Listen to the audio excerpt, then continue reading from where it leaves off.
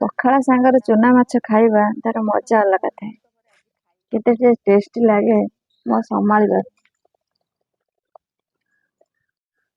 ଏବେ ଜଲ୍ଦି ମୁଁ ସବୁ ରେଡି କରିଦିଏ ଖାଇବା, ଆଉ ସମ୍ଭାଳି ପାରୁନି ଭୋକରେ। ସେଟାକୁ ଆମେ ଉଲ୍ଟେ ପାଲ୍ଟେ କରିନବା।